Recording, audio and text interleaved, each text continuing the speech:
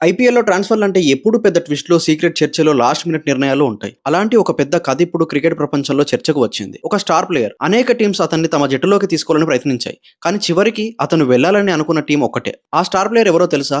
India wicket keeper batter Sanju Samson. Reports ప్రకారం Sanju Samson team మార్చాలని ఆలోచిస్తున్న సమయంలో ముందుగా కొన్ని పెద్ద ఫ్రాంచైజీలు అతన్ని సంప్రదించాయి. మొదటగా Mumbai Indians, Delhi Capitals, Kolkata night riders ఈ 3 టీమ్స్ కూడా సంజు శాంసన్ పై చాలా ఆసక్తి చూపించాయి.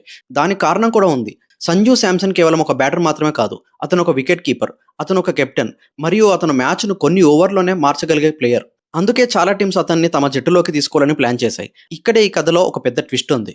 ఈ చర్చలు మొదలైన సమయంలో చెన్నై సూపర్ కింగ్స్ ఈ రేసులో అసలు లేదు. అంటే ఎంఐ, డీసీ, కేకేఆర్ టీమ్స్ ముందుగా సంజుని సంప్రదించాయి. కానీ సీఎస్కే మాత్రం అప్పట్లో ఈ ట్రాన్స్‌ఫర్ గురించి ఆలోచించలేదని రిపోర్ట్స్ చెప్తున్నాయి. కానీ ఐపీఎల్‌లో ఎప్పుడు ఏం జరుగుతుందో ముందుగా ఎవరికీ తెలియదు. కొన్ని రోజులు గడిచాక ఈ కథలో పెద్ద మార్పు వచ్చింది. చివరికి చెన్నై సూపర్ కింగ్స్ కూడా సంజు శాంసన్‌ను సంప్రదించింది. ఇక్కడే మరొక పెద్ద ట్విస్ట్ జరిగింది.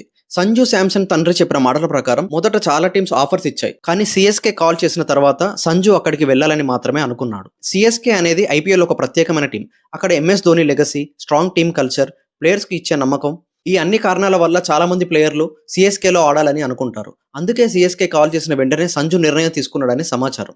ఎందుకు అన్ని టీమ్స్ అతన్ని కోరుకున్నాయి? సంజు శాంసన్ ఐపీఎల్‌లో చాలా సంవత్సరాలుగా ఆడుతున్నాడు. అతని స్టైల్ ఏమిటంటే పవర్ హిట్టింగ్, క్లాస్ షాట్స్, ప్రెజర్‌లో కూడా చాలా చక్కగా బ్యాటింగ్ చేయగలడు. అందుకే అతను మ్యాచ్‌ను ఒక్కసారిగా మార్చగలిగే ప్లేయర్. అంతేకాదు అతను కెప్టెన్‌గా కూడా మంచి అనుభవాన్ని సంపాదించాడు. ఈ కారణాల వల్లనే ఎంఐ, కేకేఆర్, డీసీ వంటి టీమ్స్ అతన్ని తమ జట్టులోకి తీసుకోవాలని ప్రయత్నించాయి. ఐపీఎల్‌లో ట్రాన్స్‌ఫర్‌లు, ట్రేడ్‌లు, సీక్రెట్ చర్చలు ఇవన్నీ కలిపితేనే ఈ టోర్నమెంట్ ఇంకా ఆసక్తికరంగా మారుతుంది.